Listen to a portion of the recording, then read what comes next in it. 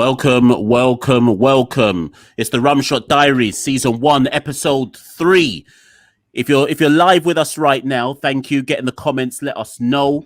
Chatil already just in there straight away. But if you're live and in the comments, let us know. Jump in, tell all your friends, go tweet it, retweet it, etc. But obviously we're recording this as well, so those who need to see it afterwards, if you join us afterwards, thank you for jumping on. As you can see, Santoki's not here. It's me on my one. Santoki's traveling, is on holiday, but I've got two excellent guests today. You should know them all.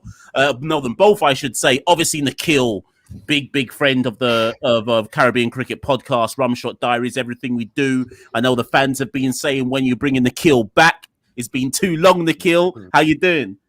All is well, man. Great to be back, Mash. And, you know, after the big news of the Caribbean Cricket Podcast going to CPL, I figured I couldn't make the cut anymore. I couldn't make the cut anymore. No. We can never forget you, Nikhil. We're just reintroducing you back to the audience, and don't worry, Nikhil, we got big things planned.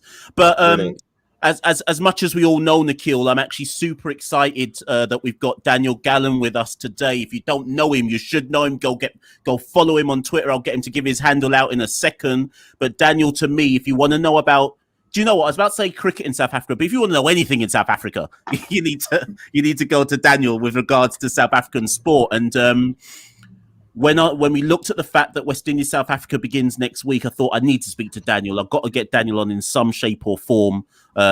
It's always an education to speak to Daniel when it's about South African cricket. But Daniel, how you doing? Yeah, I'm very flattered after that wonderful introduction. Thank you very much. I was going to say it's really good to be on the show. Now it's fantastic to be on the show.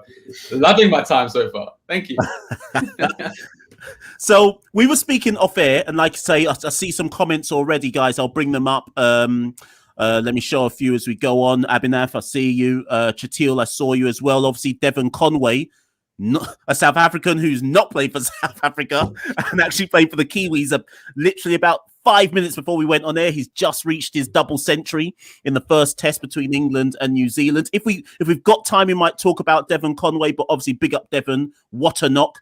As Nikhil, I think Nikhil just tweeted 5 minutes ago, we thought when Carl Mayers did it on debut that we wouldn't see that for a long time, but Devon Conway's gone and done it on debut at Lords of all places. But not to dismiss Devon, we've got quite a lot to talk about, so if we've got time, we'll come back to him.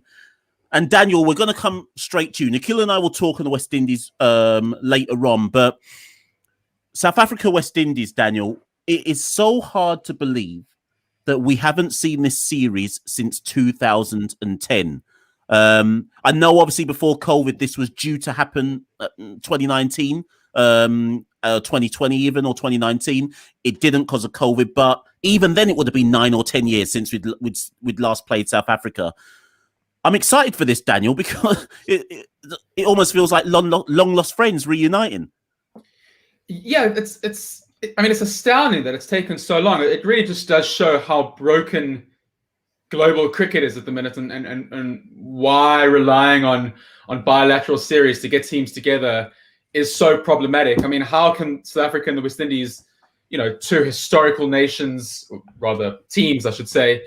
I'm really excited for it. I remember that series in, 99, 98, when the West Indies came to South Africa for 5 tests, and Hansie Cronje's men drubbed your boys in every single one of them, and that really felt like a turning point. It felt like not only were we winning a test series 5-0, but we were beating the mighty West Indies. And for me, that felt like the end of an era for West Indies cricket, and really the start of something special for South Africa. It felt like we were now confident to kind of stand on our own 2 feet, and we've sort of elevated beyond the West Indies. We can now start mixing with Australia, which obviously took another decade. But yeah, I'm really excited. Two pretty good bowling lineups, 2 pretty sketchy batting lineups. So we'll definitely see results. I'm looking forward to this one.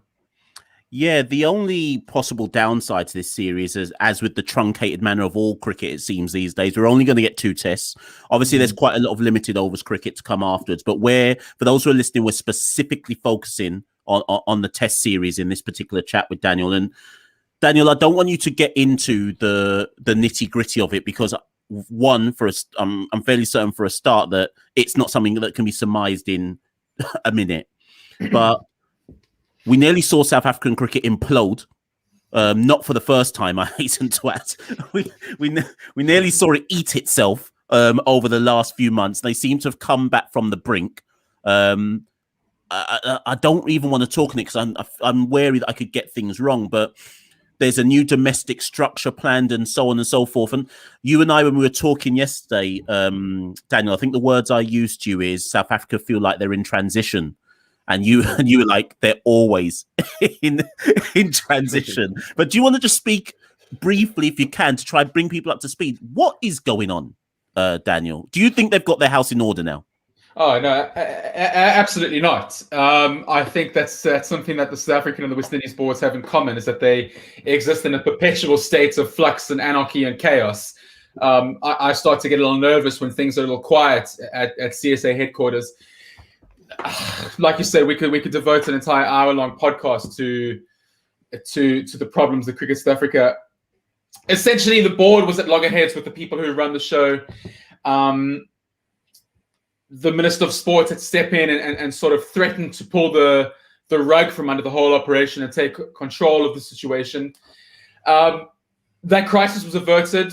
The people who should be running cricket are back running cricket, so it seems, and the sports minister didn't have to intervene, which meant that there wouldn't be in contravention of ICC laws, which would turn a sports team into a quasi-government arm. That's really a inarticulate, sort of messy way of encapsulating the situation. The domestic restructure for me is a positive. It's a step away from 6 franchises to, 12, I want to say, provinces, which is sort of how it was back in the day when I was coming through. This is to help alleviate that bottleneck of talent, which has seen guys like Devon Conway go to New Zealand because he couldn't get a game at franchise cricket. So that's a positive. So more players will be getting more game time. Oh, yeah, I'm just seeing a comment here. RSA, West Indies, Sri Lanka, and Zimbabwe administration, always a mess. Yes, exactly. But the thing with South African cricket is that this comes from the hubris of South African sports teams. We like to believe that we are better than these other teams. We don't like to think of ourselves as West Indies, as Sri Lanka, certainly not Zimbabwe, heaven forbid. So it's sort of challenged this arrogance that permeates through our sporting culture, which exists in rugby, which exists in football, despite the evidence that our football team is rubbish. And now in cricket, the fact that we haven't won a World Cup, that our test team is we're ranked below the West Indies on the ICC ranking. So I think it was in a way a positive thing that all of this came to a head, and we realized that the house really wasn't in order. And I wouldn't say that the holes in the wall have been patched and the roof has stopped leaking, but at least everyone inside is warm and can focus on cricket. And, Dean Elgar's inherited quite possibly the least experienced and worst team since readmission to cricket. So, look, I think he's got a free swing here. I don't think there'll be much expectation, even though there'll be great demands on him to go and win the series. Did that answer your question? It's quite a messy answer to that. But, No. Do you know what? That was perfect, Daniel. And actually, Nikhil, I'll bring you in. I know we're going to chat a bit more later, but it's interesting, Nikhil, because Daniel says, and the West Indies test ranking, we're actually above South Africa as things currently stand, which is heady times for the West Indies. But Nikhil, you know how much of a pessimist I am, but much like I shocked the world when I said that I thought we were favourites versus Sri Lanka, I'm going to put us ever so slight favourites versus South Africa. Is that your take, Nikhil? I think it's going to be a tough series, Mash, honestly. I think given home conditions, I think we could say slightly favourites, but even that, it's just hard to come out of my mouth because of the fact that I know the pace contingent that South Africa are bringing to the Caribbean. I know what St. Lucia is like. I'm watching this warm-up match. I'm seeing the surfaces, and both teams, I think, struggle batting-wise, but a pace bowling attack with Lungi and Giri, Anric Norke, Kaigiso Rabada, and all the rest that they have. So much other talent there. I just really fear for the worst. We've had our struggles against fast bowling, especially in the Caribbean. You remember the guys like Lahiro Kumara in the past who came to the Caribbean and caused some problems. So I think it's going to be an excellent test for the West Indies, and equally for South Africa, who had a tough start to the year in terms of Pakistan, losing those 2 test matches. I think they'll be looking for redemption as well. So, Mash, based on the fact that we're unbeaten in the year so far in Test cricket, I'll say the West Indies are fractional favourites. Fractional. And do you know what? I'm glad you mentioned the bowling, because, Daniel, to me, the bowling lineup writes itself. the three names that Nikhil just mentioned, I fully expect them to play, but not all of them were there for not all of them were there in every test for the Pakistan series. So do you expect any surprises? The batting's a bigger issue, but in terms of the bowling lineup, do you expect any surprises, or do you think it pretty much names itself with possibly, I don't know if they'll go with Maharaj and is it Linde at number 7 as well, or if they'll only go with one spinner? But do you think the bottom order with the bowlers writes itself? Well, Maharaj is unavailable. He's only back with the squad in Ireland. I think George Linde will play. I'd like to. I mean, for me, every single Proteas team would have Vian Mulder as the all rounder. I think he can easily bat in the top 5, and he is capable of taking 3-4 wickets in innings. For me, and again, maybe this is just the hubris of the South African, but I would put, with all of them fit and on form, I'd put Rabada, Ngidi, Nokia on a par with what Australia have, with what New Zealand have, with what England have. I think that as a triumvirate of quicks, I think they really do offer everything. I think Kokisa Rabada is truly, I don't think I'm going on Olympia to say he's a generational talent. He's got the potential to be really possibly South Africa's greatest ever, and that I include Dale Steyn in that. Ngidi is tall and quick, and he bowls a heavy ball, even though that kind of implies that he's not that quick. Heavy ball is sort of like, I bowl a heavy ball for my club because I'm like short and starts, and Ngidi's a lot better than that, obviously. And Nokia is just pure gas. So I wouldn't disagree with you guys on who's favorites. I think if it was played anywhere else in the Caribbean, I would worry, because the spinner would be playing a greater role, and then you'd probably have to include Tabraiz Shamsi in it. If it was at Trinidad, for example, you'd probably want to go in for 2 spinners. But because it's in St. Lucia, and I haven't been able to watch the warm-ups, but I've been following, and it sounds like it's got some real zip there. The old romanticized West Indian strips where it was like almost like a glass wicket. So yeah, to answer your question, I think it does pick itself. But again, second guessing a team in crisis and transition is always difficult. If one of them are not 100% fit, they might want to go with the control of Zard Williams. They might want to go with the swing of Bjorn Hendricks. But for me, those 3 picks are the first names in the team sheet. Just a question for you here, Daniel. Janssen, playing, yes or no? Well, I don't know. No. If it's an answer yes or no, I would say no. I don't think that. I don't think that batting unit is settled enough. I think some of the bigger names need some game time. So I'm glad that he's gone, as he certainly deserved it. But no, he wouldn't make it for me. So that's the bowling, and for me, I mean, well, you could put the West Indies in the same bracket here. And I know we've shown some grit, Nikhil, in Bangladesh, and obviously versus Sri Lanka, and everybody for the West Indies recently. Everyone always seems to put their hand up. Now, the South African batting lineup is got a big hole now. Faf's gone. It's not immediately, well, you may say it is obvious who's going to replace him, Daniel, but what I mean is to the global audience or the casual viewer, it's not immediately obvious who would replace someone like a Faf. And the joke is, this morning I was looking through the South African averages. Their top 6, Nikhil, is still better than ours in terms of, I wouldn't say they're massively experienced as a unit in test matches, but what they've done is still better than what our top 6 has done on a regular basis. But in the context of the top 4 sides, they're nowhere close. But that goes for us as well. So, Nikhil, I'll come to you in a sec. But first, Daniel, the issue for me is the big hole of Faf going. That's 1, and then 2.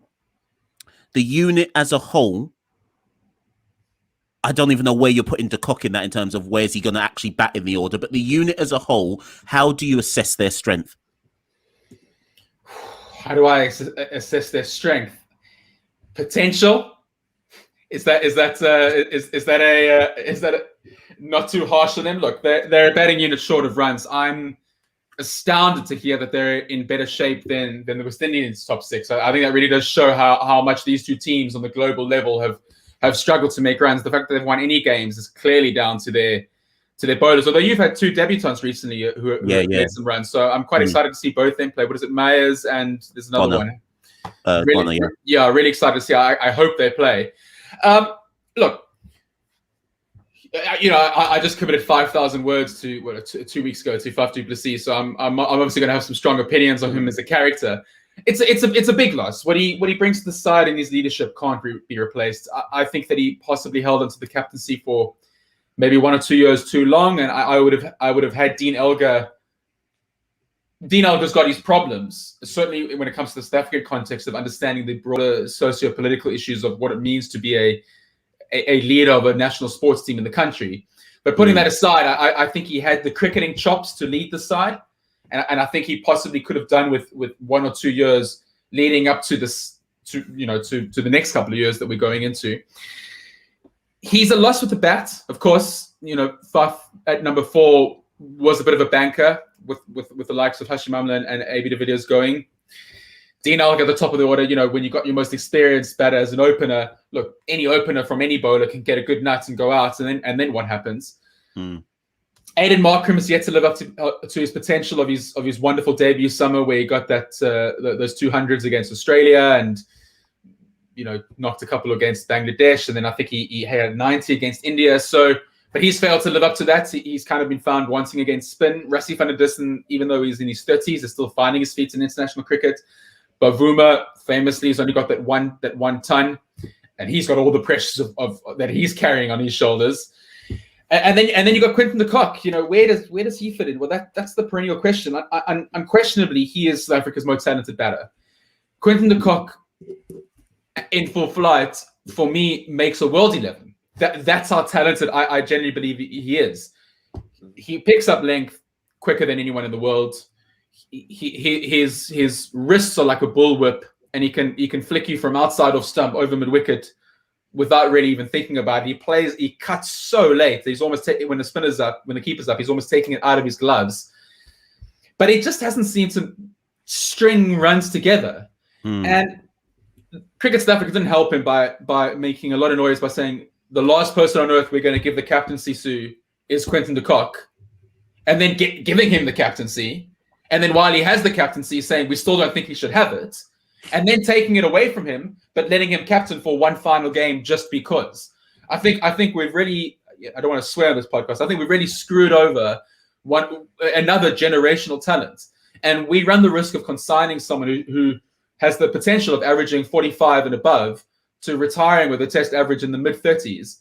And that really is through no fault of his own. Well, maybe that's not entirely true. He's a bit dozy is the stereotype around him, that he doesn't really care enough about cricket, that he'd rather be fishing, which is true, which he told me in a long read.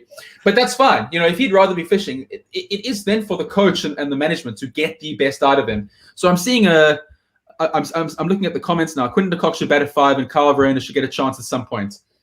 I like that. Yeah, I'm glad you've seen them. Go on and talk on that. Yeah, I like that idea. I wonder though, if by taking the gloves away from Quinton, he might drift too much. I think he's one of those guys that kind of needs to feel in the game all the time. And of course, Kyle Verreynne could make the side as an out-and-out batter. But I don't think that's how Mark Boucher's thinking about things. I think if Verreynne makes the side, he wants him with the gloves. So it will be tricky.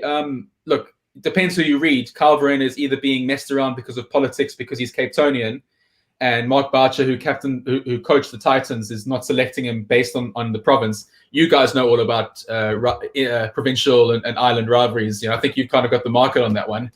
But it does happen in South Africa. It's interesting.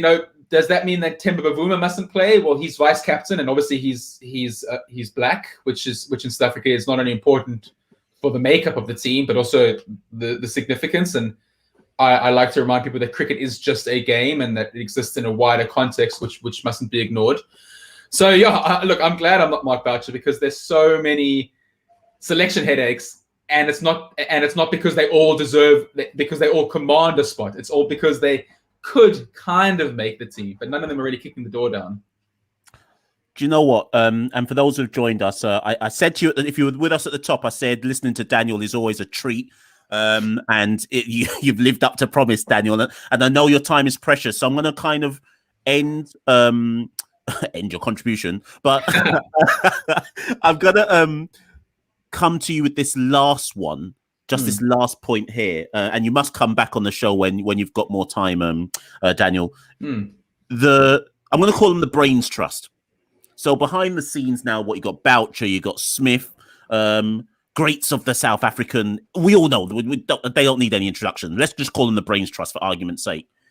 And I look at it, right, and sometimes I get this feeling, and I equate it to like football, where you have the former great who takes over a football team, and they cannot understand why the players can't meet the same standards that. I just thought when the Brains Trust descended on South Africa cricket, I just thought, do you get where I'm trying to go? I don't know what question I'm trying to answer here, but do you get where I'm trying to go here? Almost like there's going to be a massive pressure on a squad of players that talent-wise possibly they're not there. And can they meet whatever demands are being asked them? Do you believe that Smith and Boucher see where the current crop actually is? Because they're not up there. Do you get where I'm trying to go with this? I do. It was the constant criticism of why AB de Villiers didn't make a good captain, and why Faf du Plessis was a better captain. This is part of the reason why I like Dean Elgar as captain of the side. Dean Elgar is I'm Daniel Gallan. I've never come anywhere near international cricket. I'm about to call a man with multiple hundreds a limited cricketer. But you know what I mean when I call Dean Elgar a limited cricketer. He's limited in what he does. He knows his game, to steal another cliche. Yeah. I think he can act as a bridge between. Look, well, and let's be honest. Graham Smith himself was relatively limited. Mark Boucher himself was relatively limited. We're not talking about guys like Hashim Amla, AB de Villiers, Dale Steyn, who were born to the game. Kagiso Rabada, Quinton de Kock, even Aidan Markram, Kyle Verreynne, I would say have more natural talent than Smith and Boucher. So even though Smith and Boucher are greats of the game, they achieved that status through, that sheer force of will. And we saw when England were in town at the end of 2019, beginning of 2020. Sure, how long ago does that feel now with COVID? Faf du Plessis spoke about how just having them in the dressing room lifted everyone. And obviously South Africa won their first test, but then lost the series. But I think it's a balancing act. Having big presences like that. Someone saying I'm harsh on Smith. I don't think. But perhaps. But I think they are the right people in the job. I think the political mess of the last year hasn't helped them get on with cricket matters. But hopefully now they can be put aside, or at least put on the back burner, and they can focus on doing what they know best. And let's be honest, Smith and Boucher, for all their faults, were perennial winners, and they knew how to get the job done. Most definitely. Well, colleagues and those who've joined us, like I say, thank you. We're not done. We're not done. Nikhil and I are going to chop it up with regards to the West Indies any minute now. But when I got in touch with Daniel yesterday, Daniel promised me 20 minutes, and I'm sticking to the time because he's got things to do. But Daniel, honestly, thank you for just dropping some gems for us, South Africa. Before you go, though, Daniel, and I am going to get you back on this podcast because you and I have been talking about that 1998 series for quite some time. Yes. But, before you go, Test series prediction only. 1-1. Okay, I can handle that one. I think with the bowling units, we're not going to get a draw. We could see one of those 3.5 days, like halfway through day 4, or before lunch even.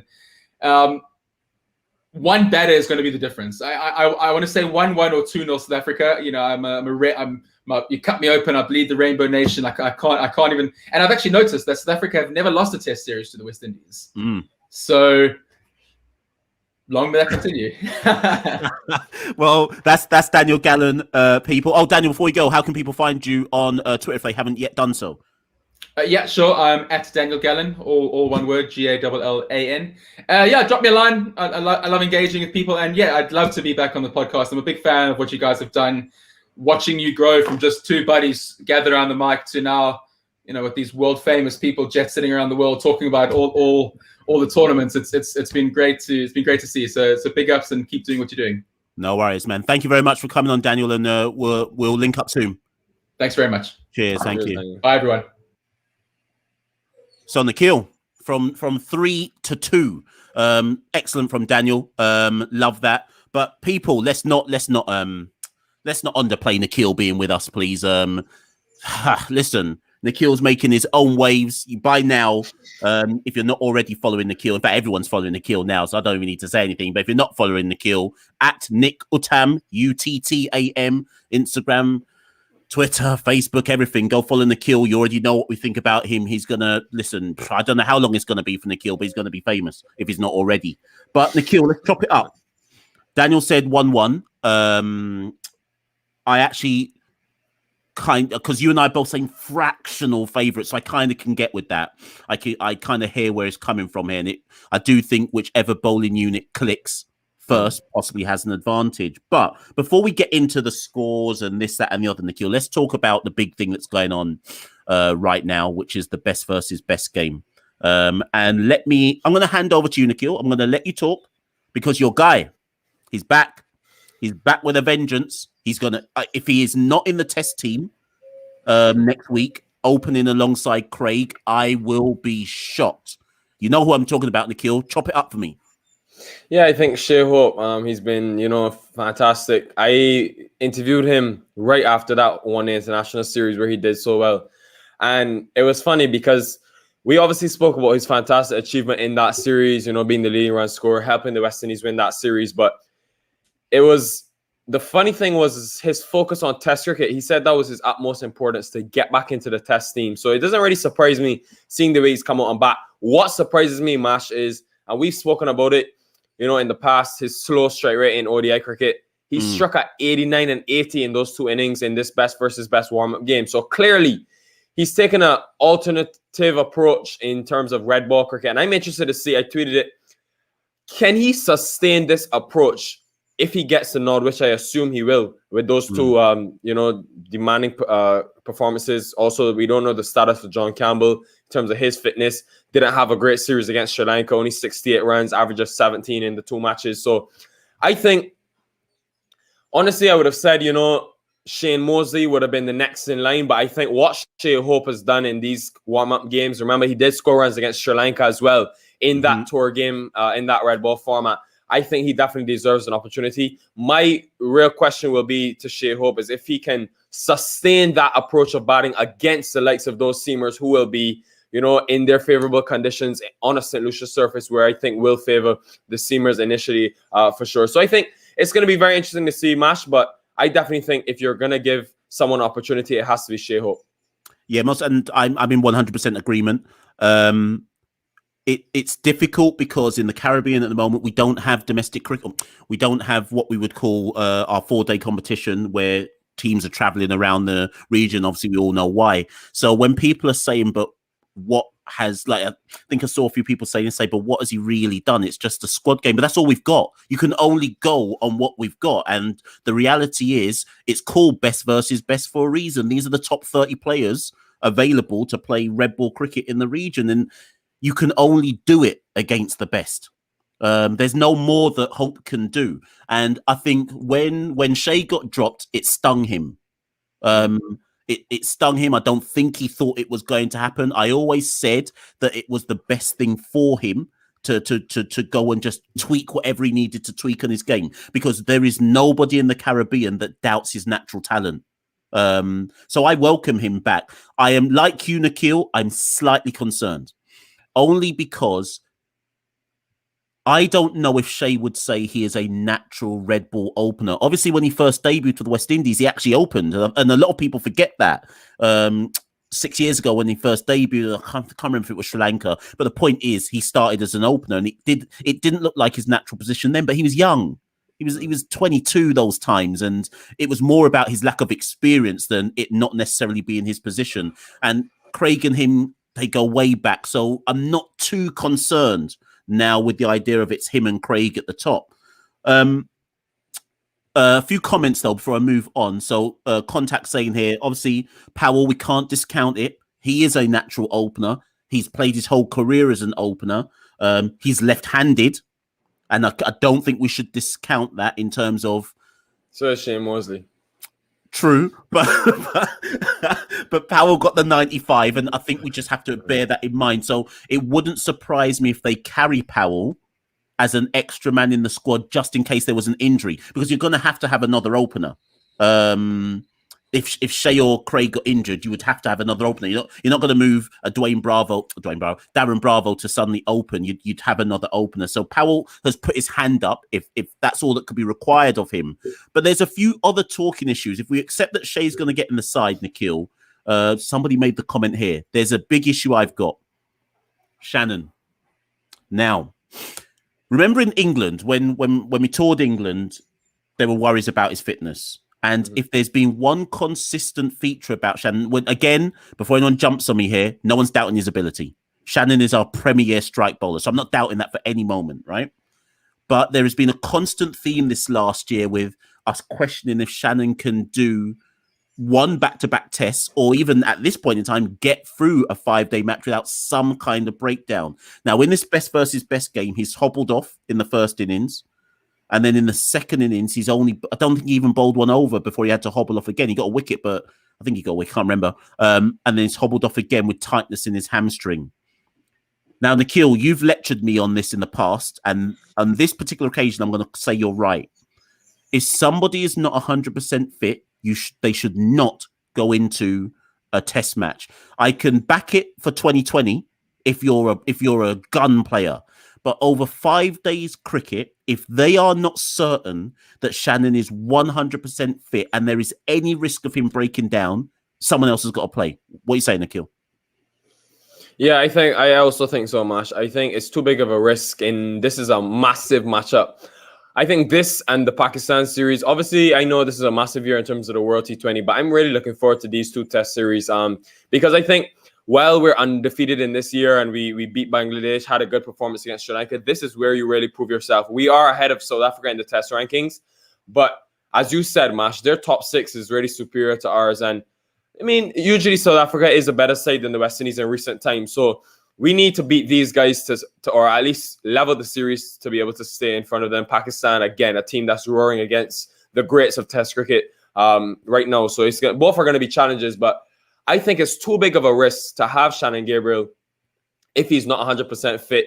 Obviously, we have to bear in mind that, I think we definitely have to bear in mind the fact that, as you said, there's no cricket being played elsewhere. It's hard for these players, someone like a Shannon Gabriel, to just start, stop in terms of a rhythm.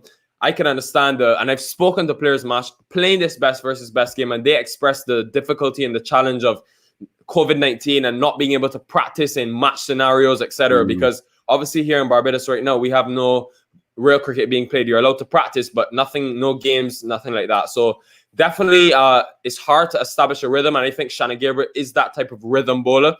So if there is uncertainty in terms of his fitness, I think we have a plethora of talent in terms of fast bowling. I mean, Shamar Holder, who played in New Zealand and impressed, hasn't been in the team recently. He's an option. I must say, I'm very impressed with Jaden Seals and the way he has bowled in this best versus best. I don't know if you got to see Masha, but he bowled some excellent deliveries. Getting some real dip off the surface.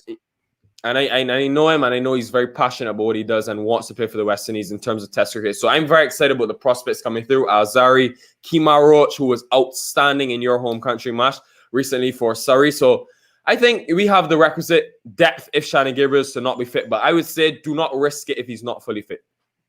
But let me go here now then. So off the back of that, against Sri Lanka, Nikhil, you'll remember that. So, and if again, I'm going to give props to you because you called the team right and I didn't. I thought Darren Bravo was going to play versus Sri Lanka and that we were going to go with Jason one lower and that we wouldn't play the extra bowler. But in both test matches, we had Jason at, I'm trying to remember the order. Jason at 7, Josh at 8. No. Jason at 6, Josh at 7, Alzari at 8, and then Rack, Roach, and Gabriel. Now, if Gabriel doesn't make it, that guarantees that Alzari has to play. Now, the reason I'm making this point is the other question mark in the team for me, if Shannon Gabriel was fit, would be over Alzari Joseph's position. Not because of what he's doing with the bat, but because of his production with the ball. And I would have thought, yes, okay, he's been over here in England and for Worcestershire on tracks that didn't help fast bowling. He was their top wicket taker, 15 wickets at 38. Sounds poor when you think of it as the raw numbers, but based on the decks he was playing with, actually not too bad. Now, if Shannon doesn't play Alzari is a certainty. If Shannon does play, would you drop Alzari Joseph? I think it's a tough one, Mash, because I think he's had a subpar series against Sri Lanka, only 4 wickets in that series, and we all want Alzari Joseph to be that wicket taker, that, you know, wrath and cruel wicket taker that we know he is to be in the one-day format. We know he has loads of talent, but it's just for him now to correlate that into his red ball game, and we haven't seen that in recent time, if we're being honest. So I would say, I think I would give him a run for the first test, because I think, you know, what he's been able to contribute with the bat, let's not discount that. I think he's played some valuable innings for the West Indies at number 8. He can really turn into what Jason Holder started out his career as, that number 8 batsman who can bowl. But we need more production from him in terms of bowling. So I would say I'm going to give him the first test to prove himself again. But I can tell you, Masha, there are guys knocking on the door. Shamar Holder, Preston Matsween, Jaden Seals, all these guys are knocking on the door. Keon Harding. So definitely, I think there is good competition for these places. Nell Smith, let me not forget him, 3 wickets in that last innings as well. And just no, that's not the comment I wanted. Sorry, although I could talk on the O'Shane comment. O'Shane, Mash, I haven't seen you since CPL draft, but O'Shane Thomas is a trident, man. Listen, we're going to listen. I've got something planned for the CPL drafting, so but let me not talk on that. That's a surprise. I'll be hitting you up in the WhatsApp about that.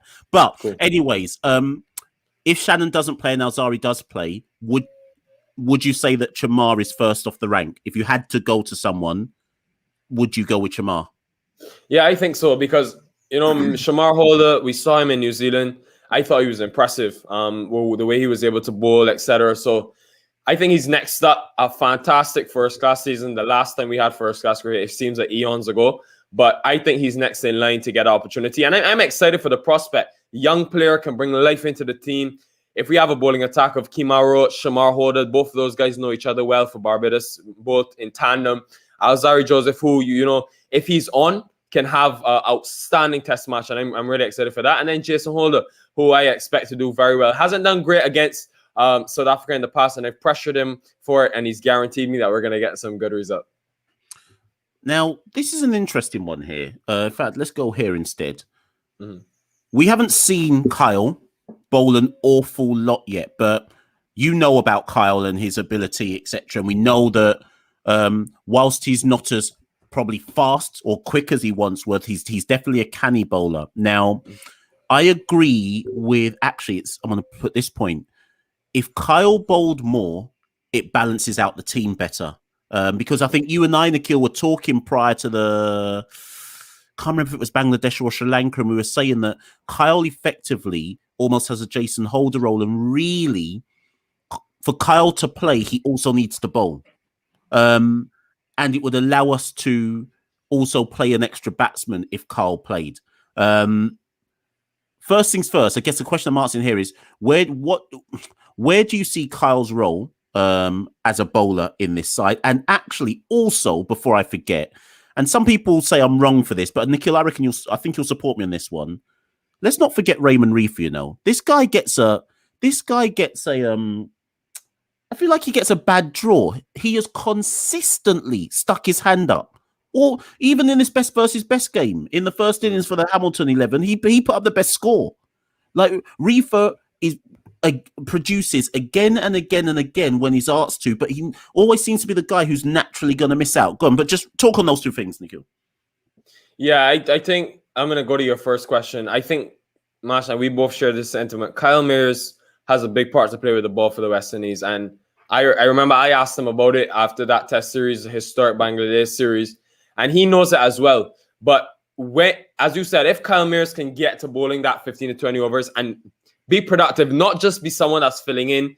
We saw in Bangladesh, the short spurts, Sri Lanka, he saw him come on, get 2 wickets in an over, etc. He's bowled 9 and 8 overs in this best versus best. So that's encouraging to me. I think he's slowly getting back into it, but I think we need production from him, because if Kyle Mears can bowl, it gives you a lot of flexibility with that fourth seamer. You can then play extra batsman, etc. So I definitely think, you know, his bowling is imperative to the West Indies and their chances. Now, let me get to Raymond Reefer. I honestly think Raymond Reefer has been extremely hard done by in the past for West Indies. Made his debut in place of Jason Holder in New Zealand. got 2 wickets, scored 50 runs in total in that game, and just never got another look in. And as you said, Mash, he's always put his hand up. He's done well in the domestic seasons with both ball and bat in hand. He got 60 not out in that best versus best. I remember he got 5 wickets in that warm-up game. I believe a similar best versus best prior to the Sri Lanka series. And I think he's just unlucky because of the fact that, given what we've seen with Jason Holder, #1 test all-rounder in the world. But I disagree with that sentiment because I think they can both play. Yes, I agree. Yeah. I thought that Raymond Rifa had an excellent chance to play in Bangladesh. When we saw they dropped Shannon Gabriel, I thought Raymond Rifa had a great chance with his batting as well. But the West Indies selectors saw elsewhere. But I think Raymond Rifa, people don't give him enough credit for his bowling and what he's capable of doing with the bat in hand. 290s in that Super 50 when he came back into the fray. He's a talented player, and I think he can be an asset to West Indies cricket. Very hard worker, and I just think he deserves a run of opportunities. Yeah, and I think they've in press conferences in the past, Roddy Estwick has said before, I know he's not a selector, but he said before, he's knocking on the door. Rifa's always knocking on the door. So I think when we say things like, like if Alzari Joseph got dropped, who would play? Like, I think we're too quick to sometimes not notice that Rifa is actually there and is understated with both the bat and the ball. But who knows? Who knows? Maybe he will get his chance. I think we've kind of hit on the main kind of talking points out of the best versus best, because the rest of the test team writes itself. We know who else, everyone else is going to play. Craig's going to play. Bonner's going to play. Mayers is going to play. Holder's going to play. Josh is going to play. Roach is going to. So we don't need to really talk. And everyone knows that those players are already set for the team. So moving away slightly from South Africa, and for those who are listening and watching, Nikhil, if you're like, thank God Nikhil's back, don't worry, this is just the beginning. Nikhil's coming back. You lot must have thought we'd forgotten him. But Nikhil, I just want to talk on one last thing before we end this this episode of Rum Shot. And because you're a big fan of T20 as well, more so than I am. I like it, but you're a big fan of it in terms of the IPL in particular. Now, IPL has said that they want to, or that they're going to, I'm not saying they want to, that they're going to return. And for that to happen, they want CPL to finish earlier than they normally would do. But for CPL to finish early, the West Indies season has to finish early. But Nikhil, Santoki and I have looked at this. There's no space. There's no space for any of this to happen. And the only way I could see it happening is if CPL tried to almost like double up every single day of CPL, but they're only playing on one track. So I don't know how much you've looked into it, Nikhil, but I can't see, unless IPL will accept that the West Indian players will turn up after CPL, I don't see how this works. Yeah, I think it's a very interesting one, Mash, because I obviously we know the importance of the IPL being the world's biggest tournament, or so to speak. But at the same time, I think that there needs to be equal recognition and equal weight given to international series. Now, it's all well and good to say bring up the CPL, but that seriously tremendously cuts into a piece of that Pakistan West Indies series, which is scheduled to end on the 24th of August, with CPL beginning on the 28th. So I think this is a decision that CWI as well as the organizers of CPL have to make. But to sacrifice international cricket, for a franchise tournament. Now, don't get me wrong, the IPL is important with the World T20, etc., coming later the year. But remember, how many West Indians will really get an opportunity in that IPL? We only had 7 or 8 to begin with. Fabian Allen, for example, he has not got a game. I don't see how he can feature. A lot of guys are not going to play every single game. Jason Holder played 1 game and never saw another game for Sunrisers, got 3 wickets. So my question to CWI and CWI especially would be, what's more important? Players going to the IPL or playing cricket? Because that's basically what we need. The more cricket that our guys can get is the better that they'll be off. So I think it's a tricky one for everyone, all sides involved. And they'll have to try and make see a way to make it work. But I don't see a problem with the West Indian players getting to the IPL after the CPL is finished. I think the clash days is just about 2 or 3 days anyway. So I don't see the major problem there. I am not expecting CPL to give ground on this. I think they should just simply say our players will get their afters, and actually what they might need to arrange, the IPL owners in essence, is they do those like those charter flights. So if you want Chris Gale and Nicholas Pooran to turn up for Punjab, then yeah, you put them on a flight, and you have to arrange some kind of deal with governments in UAE which allow them to quarantine for 3 days or something like that. I just don't think there isn't the space in the cricket calendar for all this. And not even that, if you even look bigger picture, I think the World Cup's in jeopardy, because the World Cup's supposed to be in, and this is why I've put Chatil's comment up here. World Cup's, well, we don't actually know because no one's actually formally said what's happening with the World Cup. But chances are the World Cup's going to have to happen in the UAE as well. So for somebody like a Jason Holder, I'm going to take Jason as an example.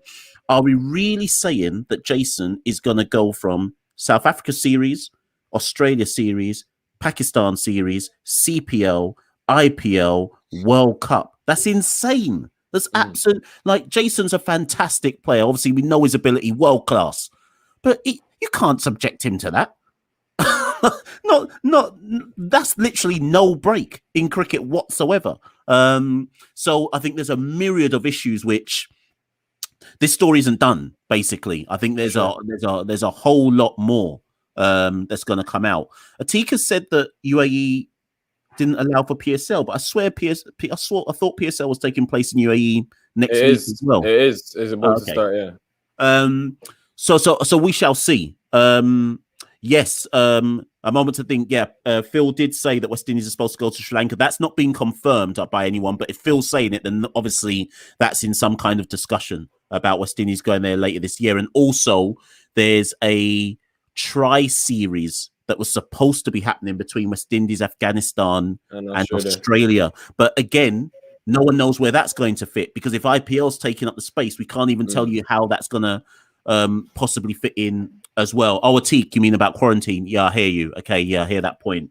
But colleagues, the rum shop shows, they're not supposed to go on this long. Santoki and I said they'd only go on for half an hour. But listen, when you get Nikhil on, you got to chop it up properly, You can't just have a little quick conversation.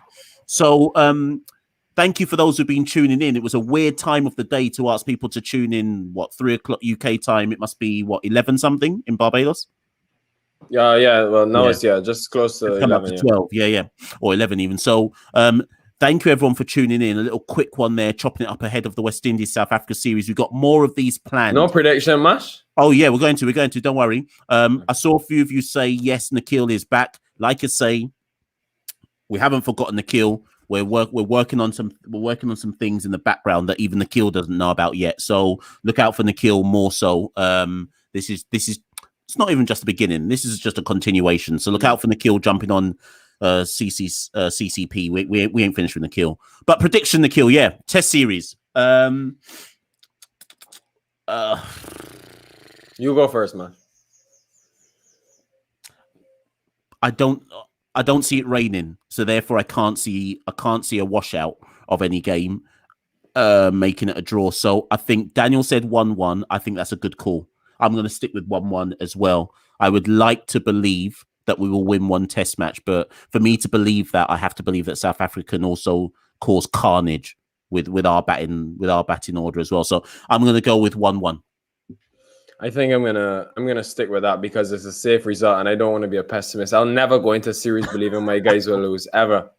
So I'll say 1-1. But Mash, I'm telling you, it's gonna be a serious challenge. If we thought going to Bangladesh was hard, St. Lucia on these surfaces, if they do stay true, and as in if they prepare these green surfaces, which I think they should, because I want to see the challenge. I want to see our batsmen fare. And I mean, I'm excited for the series, Mash. I think it's going to be fantastic. Thanks so much for having me. And I'm looking forward to doing some content for this series for sure. No doubt. Ladies and gentlemen, that's what we're calling this one. Rumshot Diaries Season 1, Episode 3. Thanks for tuning in, everyone. Look out for some more content coming on the Caribbean Cricket Podcast. You know how we do. Thank you and good afternoon, depending on where you are.